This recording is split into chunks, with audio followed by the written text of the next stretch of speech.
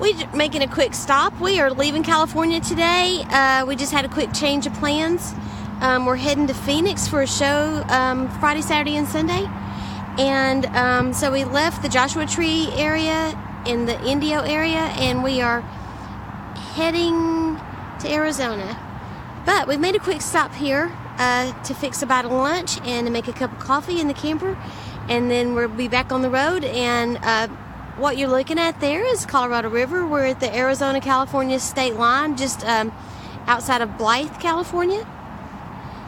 And there's a little A-frame camper there camping. And there's our stuff. Lee's inside starting the water for the coffee. That's Interstate 10. And there goes Buster. Hey, Buster!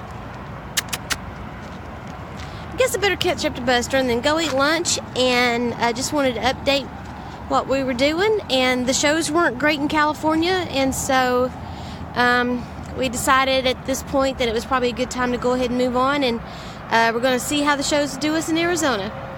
Anyway, thanks for watching. Oh, silly dog. Did you all see what he was doing? Anyway, thanks for watching. Have a great day.